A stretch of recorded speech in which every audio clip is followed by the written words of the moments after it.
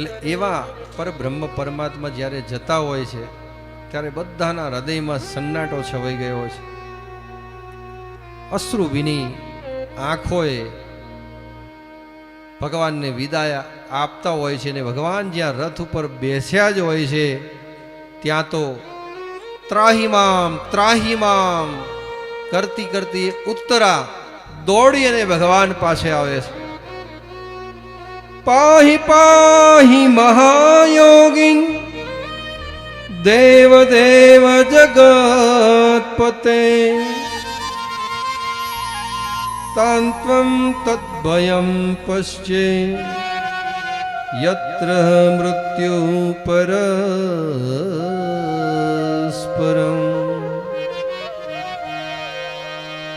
પાહીમામ કરે છે કે હે ભગવાન મને બચાવો મને બચાવો. કોઈક એવું તેજ આવ્યું અને તેજ આવી અને સીધું મારા ગર્ભમાં પ્રવેશ કરી ગયું છે. હે ભગવાન હે પરમાત્મા તમે મને ના બચાવો તો કંઈ નહીં, પણ મારા ગર્ભની અંદર રહેલું બાળક બળી રહ્યું છે ને એ બાળક જે બળી રહ્યું છે એની પીડા મને સહન થતી નથી. કદાચ હું મારું મૃત્યુ સહન કરી શકીશ, પણ જો આ ગર્ભમાં રહેલું બાળક મૃત્યુ પામશે તો હું સહન નહીં કરી શકું. ભગવાન તમે એને બચાવો. ઉત્તરા હતી ને બહુ હોશિયાર હતી. ભગવાનના ચરિત્રો એટલા સાંભળ્યા હતા ને એમને ખબર હતી કે મારા ગર્ભમાં રહેલું જો બાળક એને કોઈ બચાવી શકે તો એ પરબ્રહ્મ પરમાત્મા ભગવાન શ્રી હરિ નારાયણ જ એને બચાવી શકે એમ છે.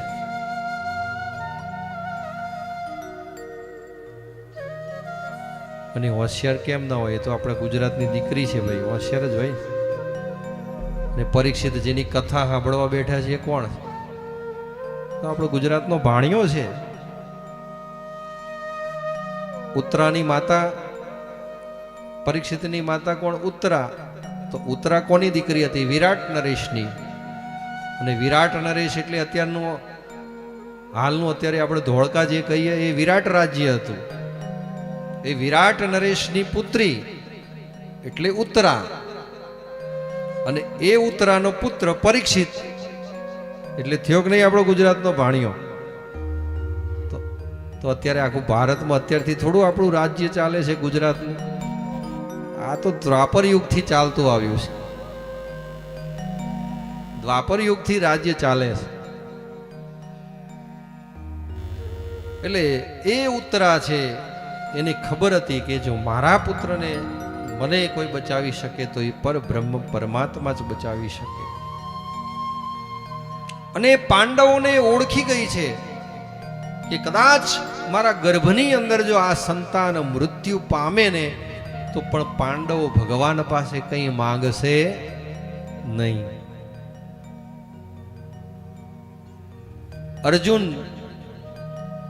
અર્જુનની પુત્ર વધુ આ ઉત્તરા અભિમન્યુની પત્ની. અને અભિમન્યુ એ તો ભગવાનનો ભાણો થાય. અને અભિમન્યુ જે છે એ મૃત્યુ પામ્યો. અને જો અર્જુને ભગવાનને આજીજી કરી હોય, ભગવાન પાસે માંગ્યું હોય તો ભગવાન સર્વ સમર્થ હતા કે અભિમન્યુને સજીવન કરી શકે. પાંડવોને દ્રૌપદી એમને જો ભગવાન પાસે માંગ્યું હોય કે ભગવાન અમારા ઉપર કૃપા કરો, દયા કરો અને ગમે કરીને મારા 5 પુત્રો છે એને સજીવન કરી દો, તો ભગવાન સમર્થ હતા કે 5 પુત્રોને જીવતદાન આપે. પણ પાંડવો છે એમને ભગવાન પાસે ક્યારે કંઈ માંગ્યું નથી. પોતાના 5 પુત્રો વીરગતિને પ્રાપ્ત થયા તો પણ ભગવાન જોડે કોઈ જીવતદાન એક પણ પુત્રનું માંગ્યું નથી. એટલે ઉત્તરા જાણતી હતી કે પાંડવ ભગવાન પાસે કંઈ નહીં માગે, પણ મારો ગર્ભ બળી રહ્યો છે તો મને ભગવાન પાસે કંઈક માંગવા દે. એટલે આવે છે કે પાહી મામ દેવ દેવ મહાયોગીન કે દેવોના પણ દેવ તમને જે પૂજા કરે છે એવા મહાયોગી છો તમે, હે ભગવાન મારા ગર્ભમાં રહેલા બાળકનું તમે રક્ષણ કરો, ભલે મારું મૃત્યુ થાય પણ આ બાળકને તમે બચાવી લો. અને જ્યારે પરોપકારી ભાવના જે જીવની પરમાત્મા જોવે છે ને એના ઉપર ભગવાન રાજી થઈ જાય છે. મૃત્યુનો ભય છે તોય ઉત્તરા પોતાનું વિચારતી નથી અને બાળકનું વિચારી રહી છે, એટલે પરોપકારની ભાવના છે એનામાં. એ જાણી અને ભગવાન તરત જ એક અંગૂઠા જેવડું રૂપ ધારણ કરી અને સીધા ઉત્તરાના ગર્ભની અંદર પ્રવેશ કરે છે. અને પ્રવેશ કરી જે બ્રહ્માસ્ત્ર આ પરીક્ષિતનો જીવ લેવા આવ્યો છે એ બ્રહ્માસ્ત્ર જે છે એની શક્તિ બધી ભગવાન હરી લે છે.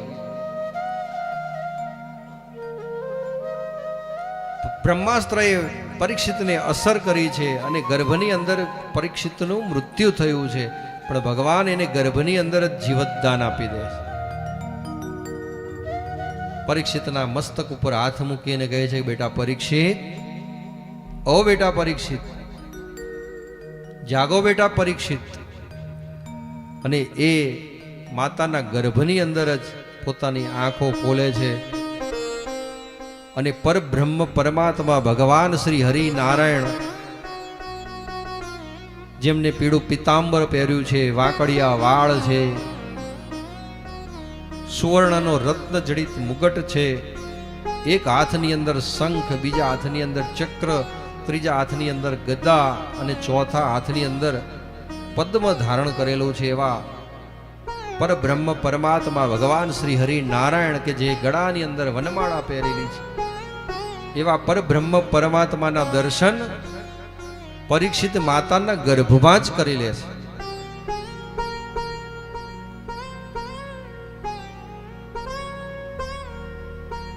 અને ભગવાન ત્યાંથી અંતર ધ્યાન થઈ